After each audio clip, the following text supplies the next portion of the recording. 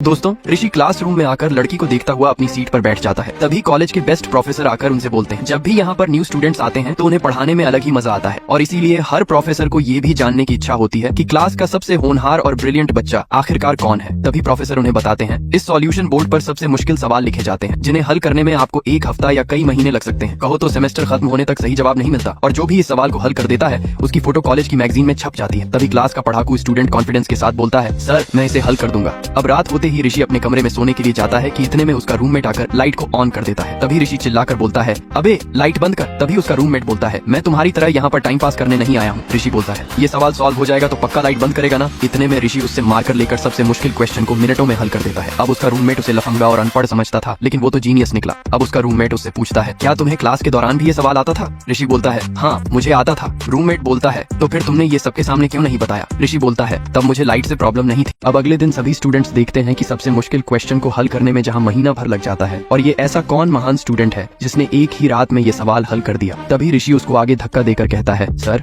इसने किया है। सभी उसके लिए ताली बजाते हैं। पढ़ाकू खड़े खड़े जल रहा था। अब प्रोफेसर बोर्ड पर दूसरा कठिन सवाल लिखते हैं। रवि अगले दिन भी ऋषि से सवाल कराकर क्लास का टॉपर बना फिरता है। कॉलेज की लड़कियां भी रवि को कॉफी के बहाने उससे रूम में मिलने को आती। पूजा नाम की ये लड़की ऋषि को रवि के साथ रूम शेयर करता देख कहती, तुम सीखो कुछ रवि से, एटलीस्ट पास तो हो जाओगे। रवि पूजा के साथ कॉफी पीने के लिए चला जाता है, लेकिन पूजा तो उससे क्लास के सवाल पूछने लगती है। अब समझो रवि की तो ऐसी की तैसी होने वाली थी, क्योंकि सारे सवाल तो ऋषि ने हल किए थे। इतने में रवि परेशान होकर सबको सच सच बता देता है कि ये सवाल मैंने नहीं बल्कि ऋषि ने हल किए। कॉलेज के सेमेस्टर के एग्जाम में भी ऋषि टॉप करता है। क्लास का पढ़ाकू स्टूडेंट ऋषि का नाम टॉप पर देखकर मन ही मन पागल हो रहा था। अब वो ऋषि को कॉलेज से हटाने के लिए अपने पॉलिटिशियन बाप को बुलाता है।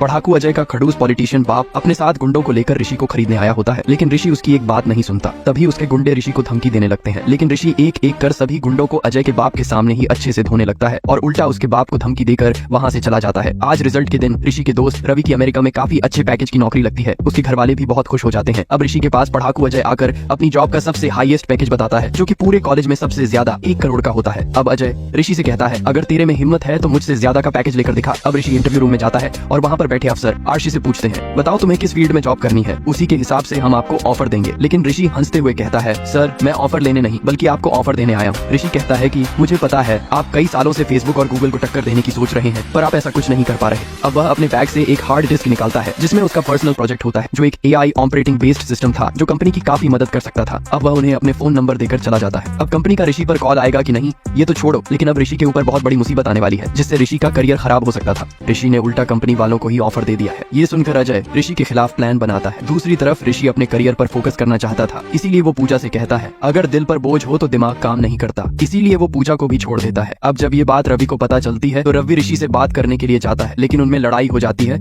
और ऋषि रवि पर हाथ उठा देता है। अब ऋषि रवि और पूजा से बोलना तक बंद कर देता है। तभी एक दिन रात को कॉलेज के अंदर कुछ चोर घुसकर पेपर्स की चोरी करने लगते हैं। सुबह पुलिस आकर देखती है कि रात को एग्जाम के पेपर्स चोरी हुए हैं। सबूत के तौर पर उन्हें एक लॉकअप की चाबी मिलती है, जिसे हर लॉकअप पर चेक करने पर वो ऋषि के लॉकअप की निकलती है। ये सारा प्लान तो अजय का था। प्रिंसिपल ऋषि को एक्सपेल करने वाले थे कि उसके टीचर आकर प्रिंसिपल से कहते हैं, ऋषि इज ए ब्रिलियंट, वो ऐसा काम कभी नहीं कर सकता। तभी पुलिस को एक और सबूत मिल जाता है जिससे ऋषि को छोड़ दिया जाता है और आगे की पढ़ाई जारी रखने को कहा जाता है। ऋषि अच्छे से एग्जाम क्लियर करके अपने घर पहुंच जाता है, क्योंकि उसे कल US जाना था अपने ऑपरेटिंग सिस्टम को और बेहतर करने के लिए। ऋषि को ये ऑफर आया था, लेकिन अब ऋषि ओरिजिन कंपनी में 5 साल तक लगातार मेहनत करके वहाँ का युवा CEO बनकर दिखाता है और सब लोग ऋषि को पहचानने लगे थे। अब कॉलेज के दोस्त भी ऋषि को सरप्राइज देने के लिए उससे मिलने अमेरिका चले आते हैं। अब ऋषि रवि के बारे में पूछता है, लेकिन उसके टीचर बार बार बात को इधर उधर घुमाने लगते हैं, लेकिन टीचर उसे कुछ नहीं बताते। तभी ऋषि दोबारा पूछता है तो टीचर बताते हैं, ऋषि का कॉलेज का दोस्त रवि, जिसके साथ कुछ बहुत बुरा हुआ था, जिससे ऋषि कई सालों तक बिल्कुल अनजान था। उसके टीचर ऋषि को बताते हैं, तुम्हारे ऊपर जो पेपर्स चोरी का इल्जाम लगा था, मुझे लगा तुम्हें बेकसूर साबित कर छोड़ दिया गया था, पर ऐसा कुछ नहीं था। तुम्हारी आजादी की वजह आखिरकार वो रवि ही था जिसने अपनी जिंदगी दांव पर लगाकर खुद रेस्टिगेट होकर पुलिस के आगे जाकर सरेंडर कर दिया। ऋषि टीचर से पूछता है, भला रवि ने ऐसा क्यों किया? तो टीचर उससे कहते हैं, मैंने भी उससे यही सवाल पूछा था। तभी रवि कहता है, सर ऋषि अलग बंदा है, वो कुछ अलग ही करेगा।